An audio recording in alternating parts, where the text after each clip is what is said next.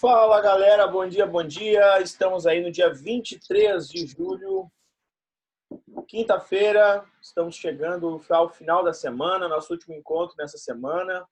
Sejam todos bem-vindos. Aproveitar, acho que é o último diazinho de verão, né? De veranico, que a gente chama, né? Para comer uma vergamota, né? No sol, tomando um mate.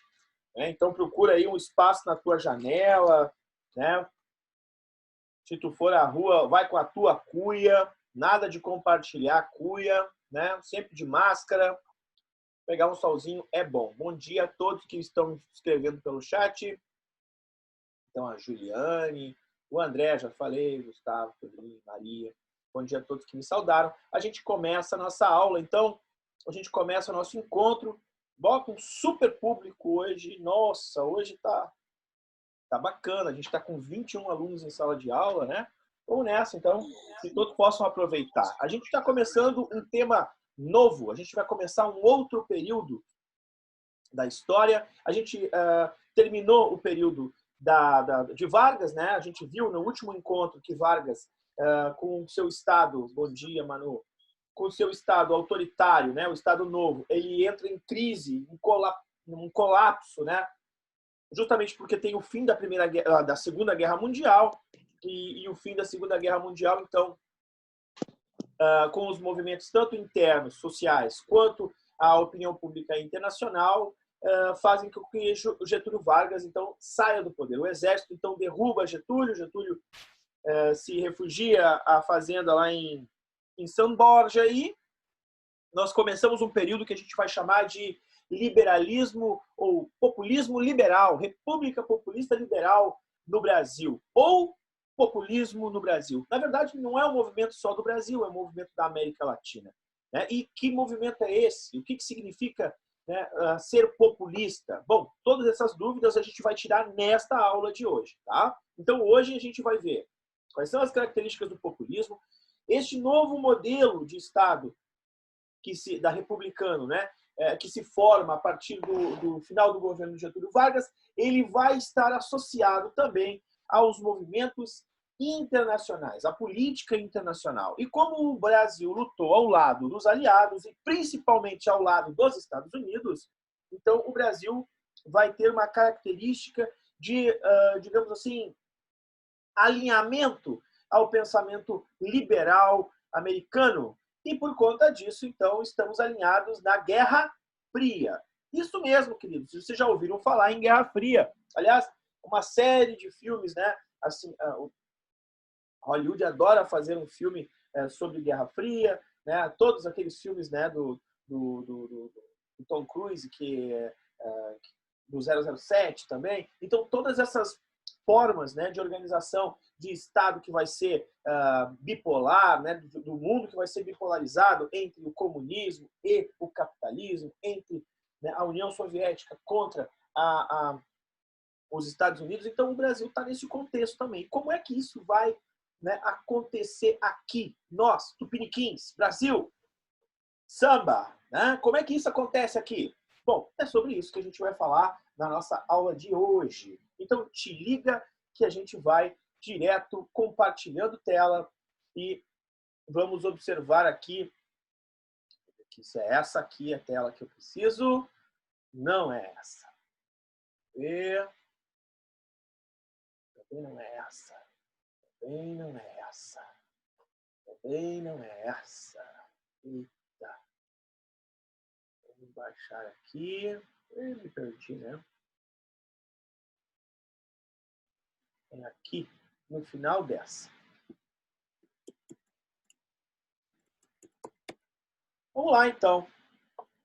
Olha aí. Quais são as características, então, gerais do populismo dentro do governo Vargas? Né? Então, a gente pode dizer que desde 1930, Vargas já vem, de certa maneira, né, formatando esse populismo. Né? O populismo é uma característica exclusiva da América Latina. Então, a gente vai ver ali, ó, que não é só Getúlio Vargas que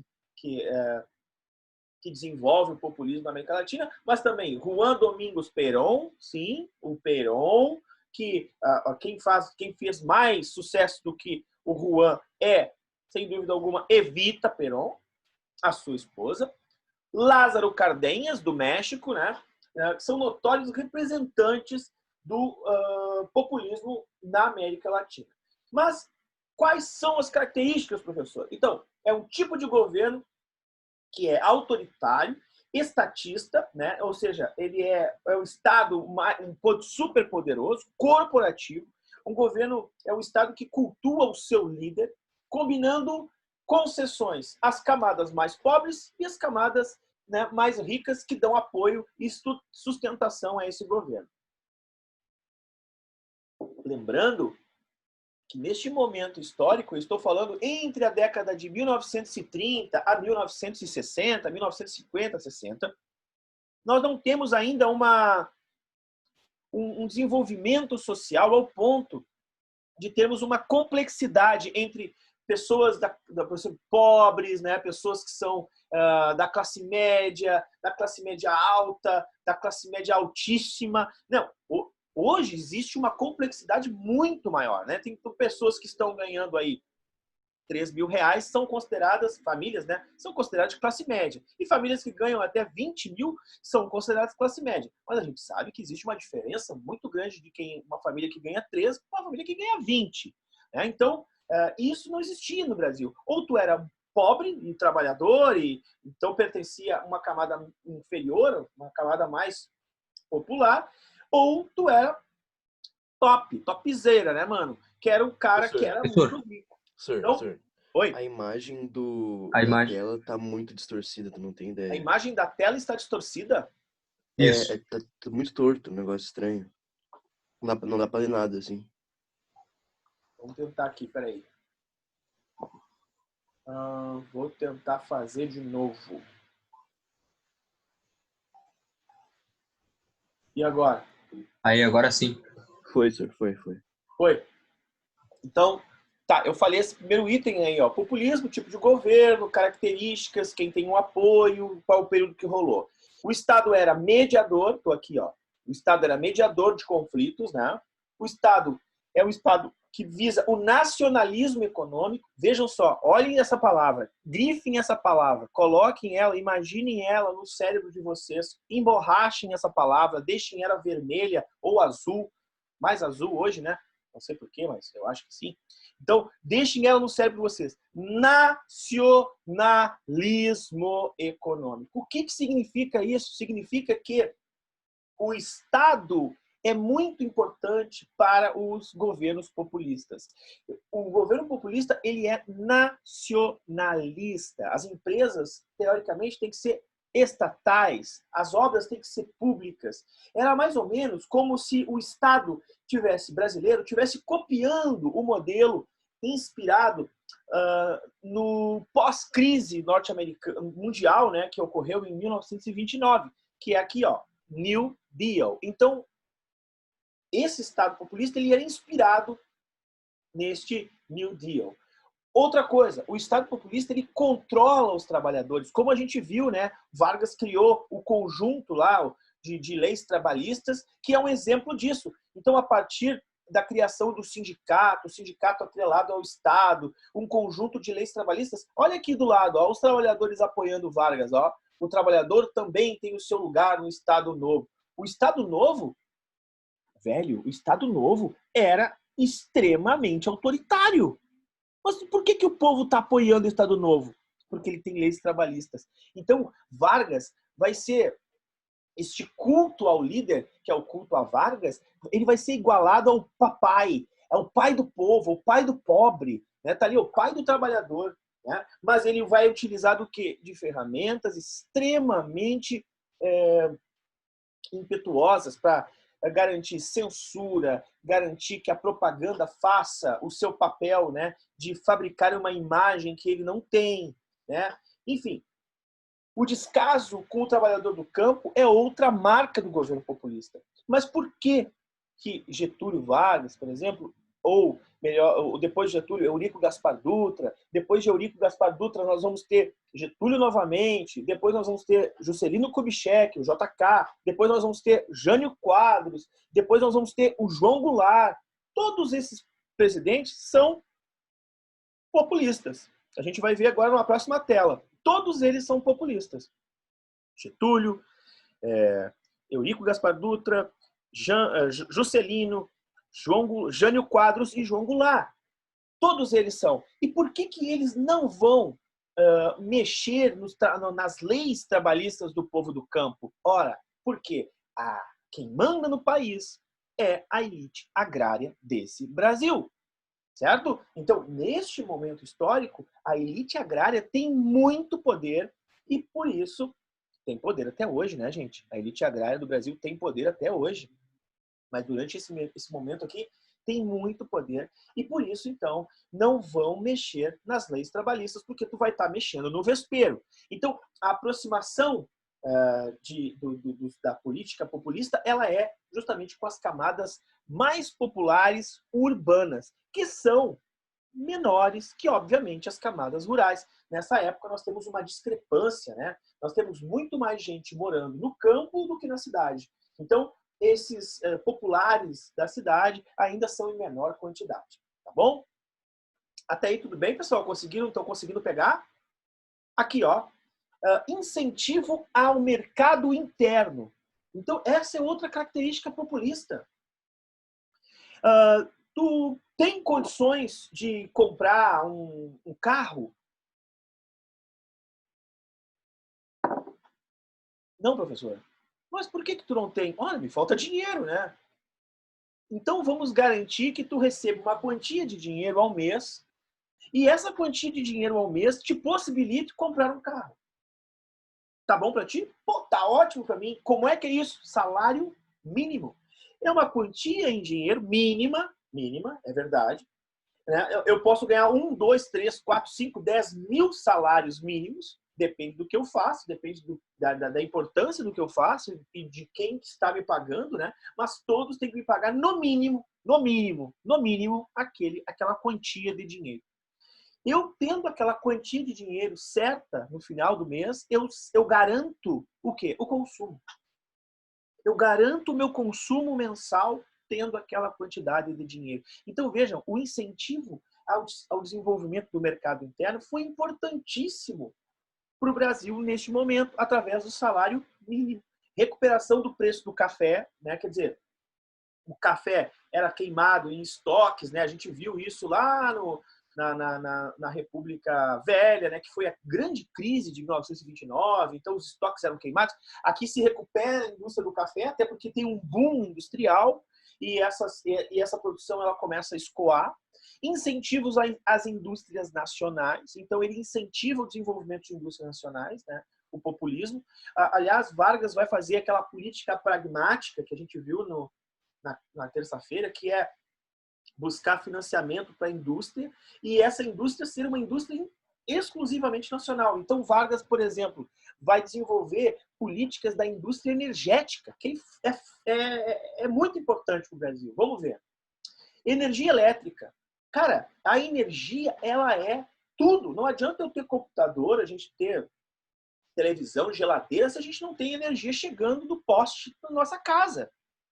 E aí o vizinho bota um ar-condicionado, o outro vizinho bota um ar-condicionado, tu bota o ar-condicionado na sala e no quarto, quando vê, acontece que nem a tua casa lá em Pinhal, né, velho? Tu vai tomar banho no verão lá, tu fica 30 minutos no banheiro, não sei o que fica fazendo tanto tempo no banheiro, na água quente, daqui a pouco, cai a chave, né, velho? Por que cai a chave do teu banheiro lá em Pinhal, meu velho? Porque, na verdade, tu sobrecarregou o sistema energético. Então, tu tem que ter o quê? Tu tem que ter mais fluência de energia. Tu vai ter que ter mais produção de energia. Vargas vai investir, por exemplo, vai fundar a Eletrobras mais adiante. Vargas vai fundar a CSN, Companhia Siderúrgica Nacional. Vargas vai incentivar a fundação de quê? Do Petróleo é Nosso, do Petrobras, né, que é uma das maiores estatais de petróleo do mundo. Então, vejam, todos esses incentivos da indústria são incentivos do Estado. Isso é importante para o desenvolvimento do Estado, certo? Então, o populismo, ele, de certa maneira, ele desenvolvia o Estado. Ele não tornava o Estado dependente de quem? Do Estado americano. Ele deixava o Estado dele, seja o México, com Cardenha, seja a Argentina, com o Perón, aqui o Brasil com Vargas, deixava o Estado mais independente. Isso não contentava os americanos. A águia americana, os americanos com as suas garras, né, suas rapinas, querem o quê? Querem comprar, querem pegar para eles, querem que nós consumamos os seus produtos. Então, meus queridos amigos, nós estamos prestes a ver uma espécie de perturbação da nossa soberania nacional, quando nós vamos ter políticos que são nacionalistas, que vão ser chamados de comunistas. Este é o grande mal para os Estados Unidos, os comunistas. Então, todo político que é nacionalista, que visa o desenvolvimento do seu país, o seu desenvolvimento industrial, autônomo, né, com a sua desenvolvendo a sua autodeterminação, se relacionando livremente no mercado, todo político que desenvolver uma política assim vai ser visto como comunista. Nunca foram, nunca serão e nunca vão ser comunistas. Quem? Esses caras aqui.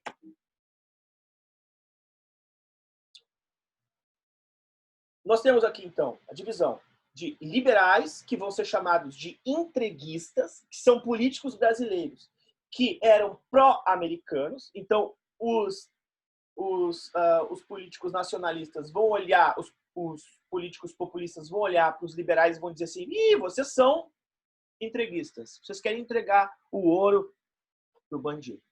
Aqui o mundo, né? O mundo está dividido aqui, ó.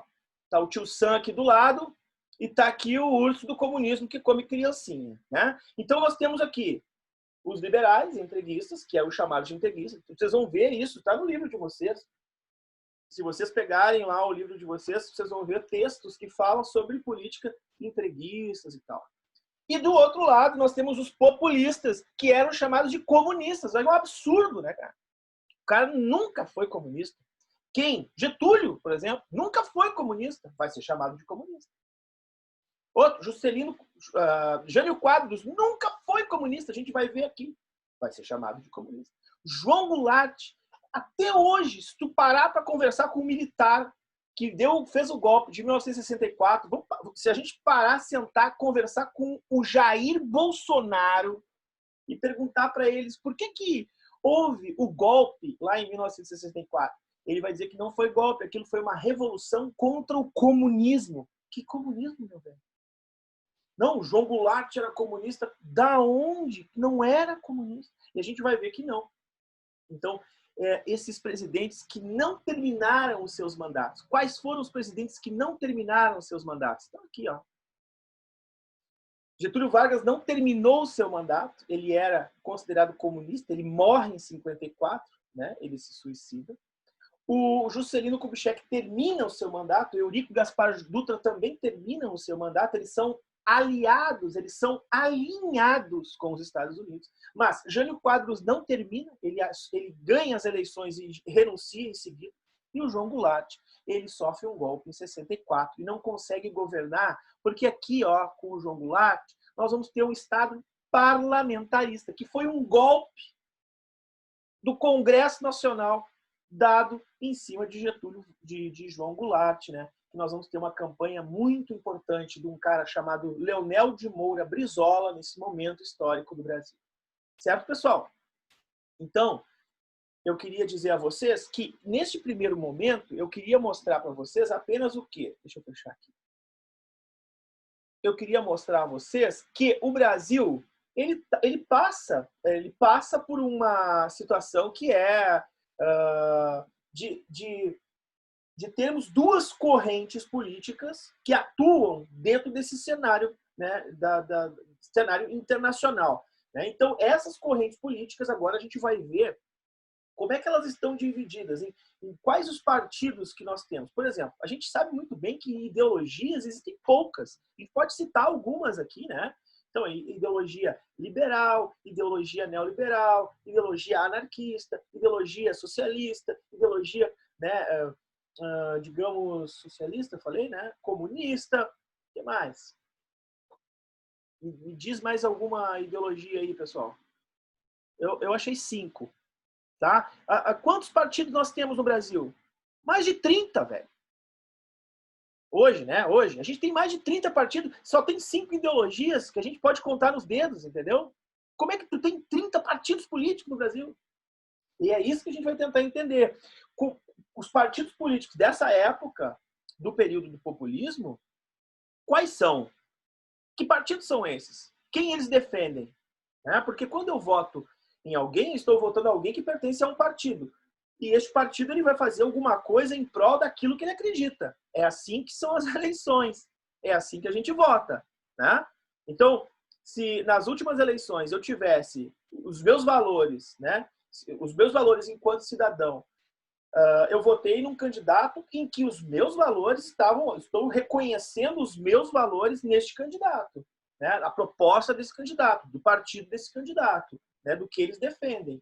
É assim que se vota, tá? Então nós vamos ver aqui como é que é a cara dos partidos políticos dessa época. Vamos lá.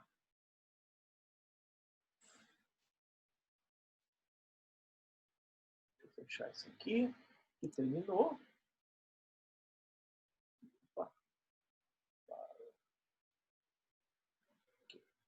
Vou compartilhar de novo aqui, porque fechou, né, o compartilhamento.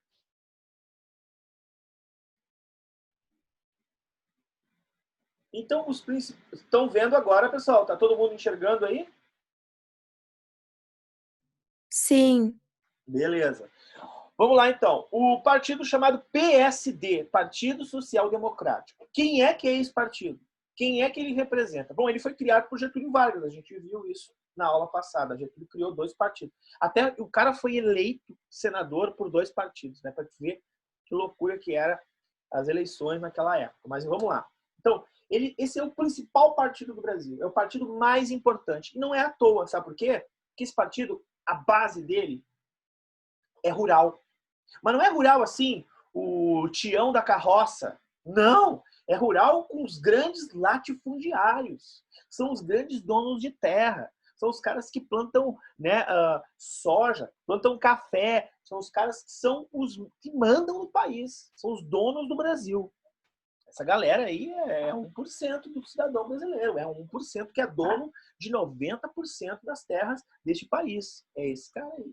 Até hoje. Até hoje. Vou até falar baixo aqui, porque daqui a pouco eu estou falando para algum filho de fazendeiro, eu estou ralado. Então, olha só. Criação de Getúlio Vargas. Criou um partido para essa camada social.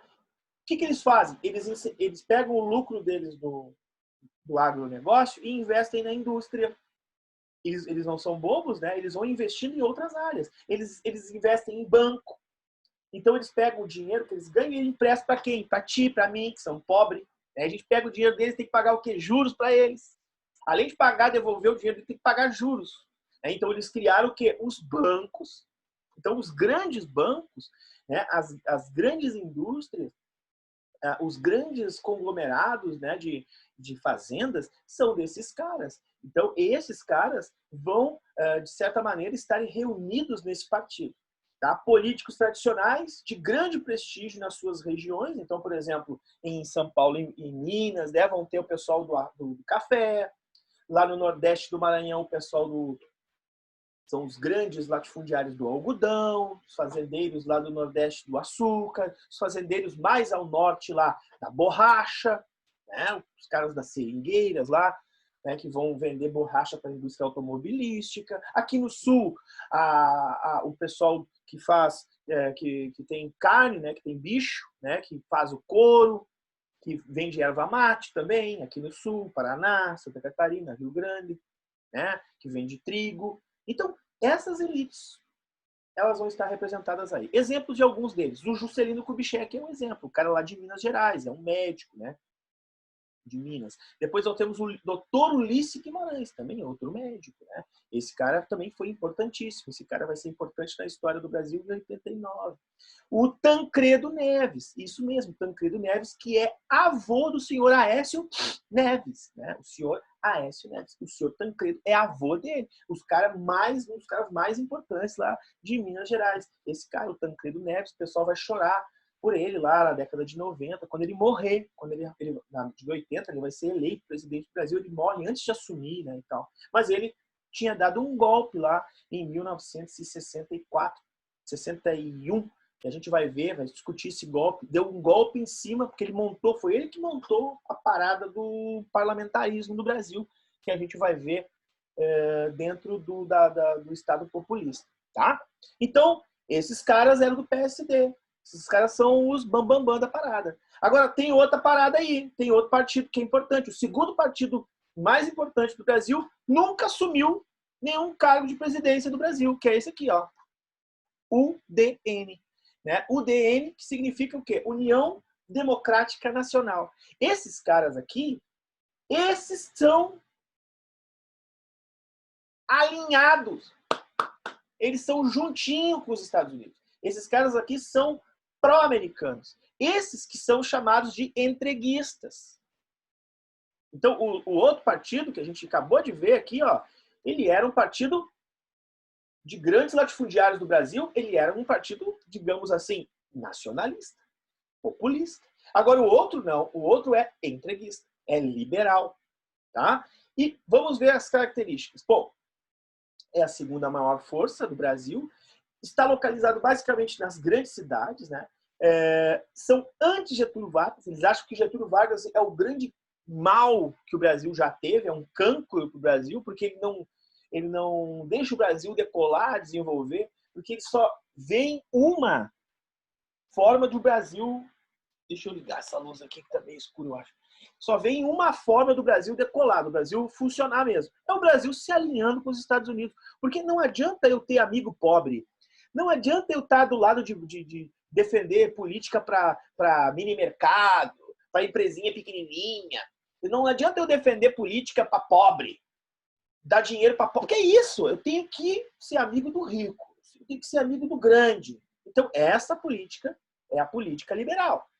Não é nem uma política de autonomia liberal, é uma política de alinhamento mesmo, de, digamos assim, acovardado, né, de dependente. Então, esse partido aí, a UDN, era contra a intervenção do Estado na economia, porque isso é uma lógica, né, liberal, contra as leis trabalhistas, porque achava que o trabalhador que tem muita lei fica muito protegido, não trabalha, é vagabundo.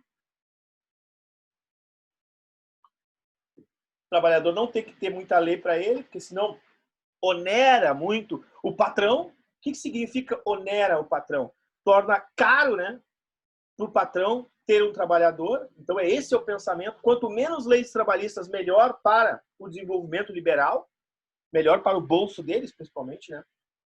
Apoiam o liberalismo e alinhamento dos Estados Unidos, já falei. Quem eram? Os banqueiros, eram grandes empresários ligados aos Estados Unidos, donos dos veículos de comunicação. Então vamos ver quem são esses caras. Primeiro, esse cara que está aqui ao lado é o cara que odeia o Getúlio Vargas. É o cara que mais fala do Getúlio Vargas, mais fala mal.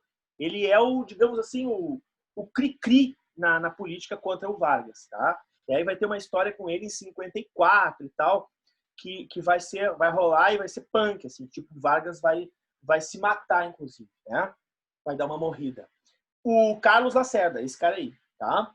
Depois nós temos Assis Chateaubriand, que é o patrono da televisão brasileira, da comunicação e tal. Quem vai fazer comunicação na Fabico, né, na Faculdade de Publicidade e Propaganda da URGS, ou na FAMECOS, aqui na PUC, né, ou sei lá, em outra universidade que seja, vai estudar o Chateaubriand. Ele foi importante, ele é um cara importante na história do Brasil, tá? Mas ele defendia essa política de alinhamento. Assim como ele, Júlio Mesquita, a família Marinho, que era um grande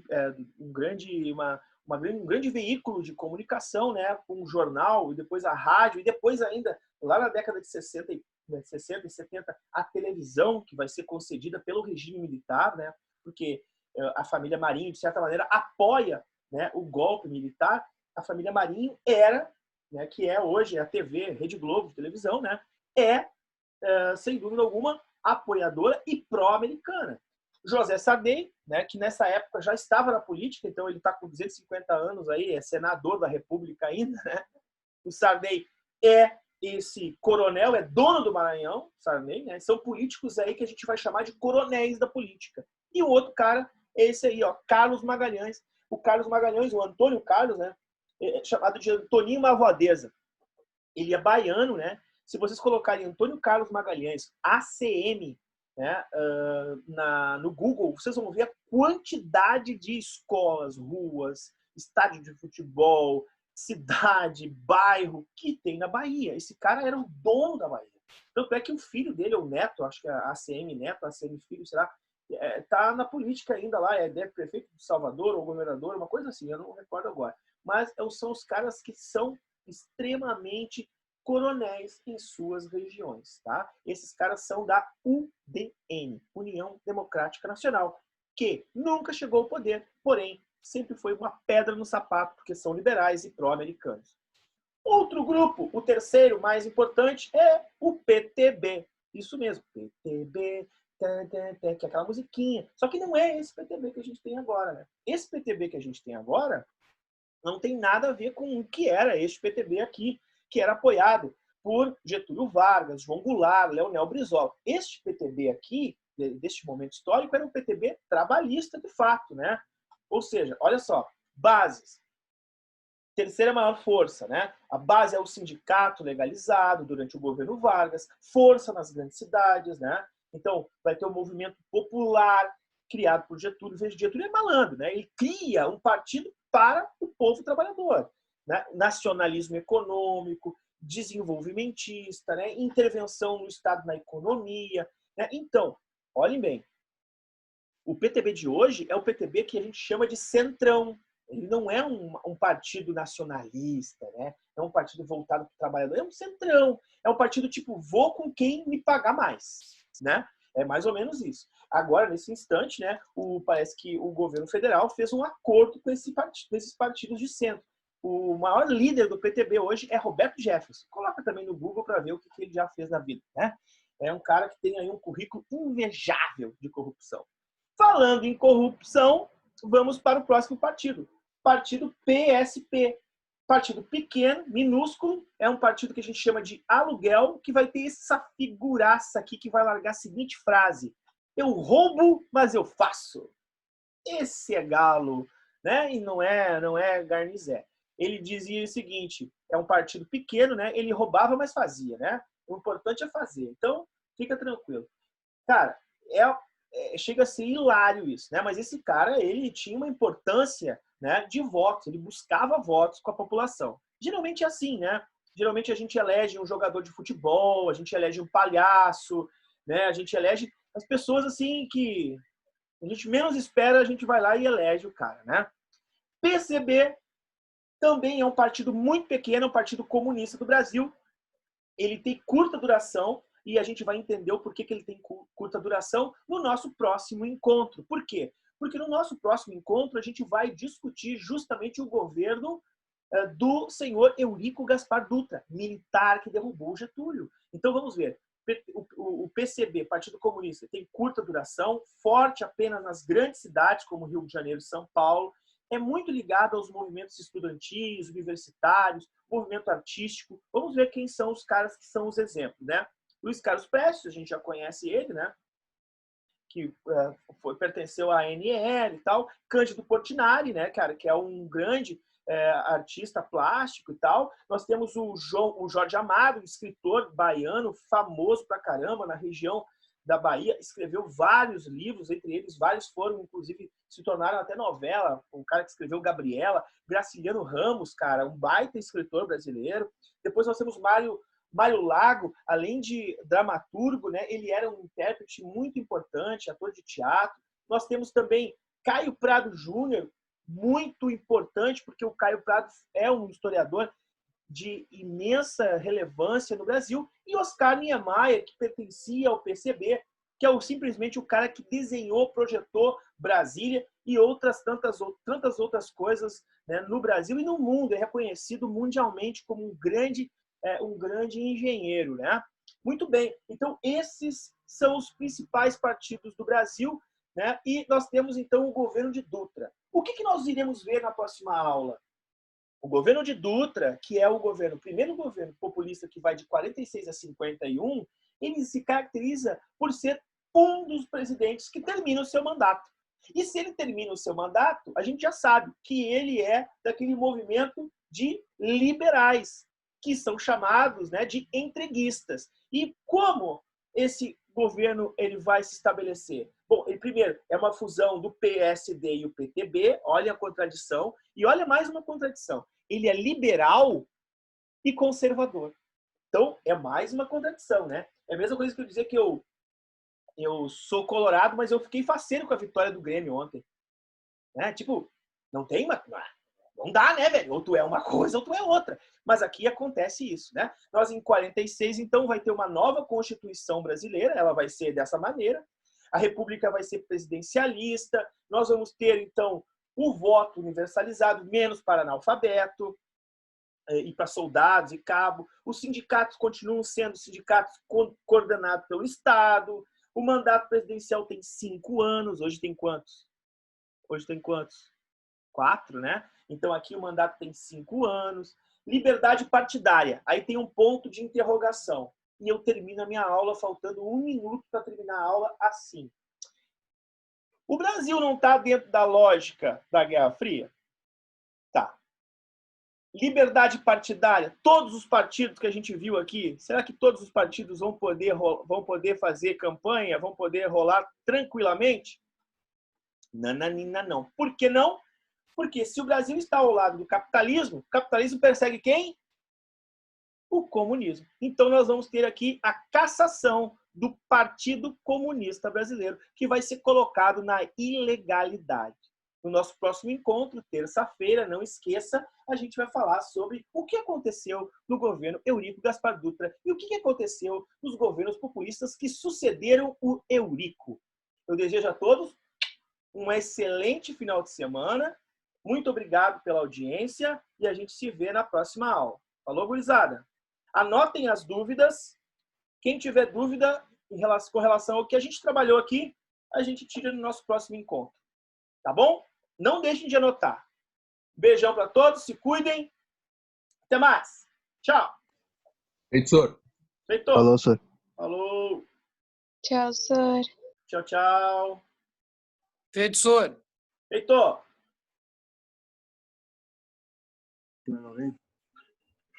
Feito, senhor. Grande abraço. Feito.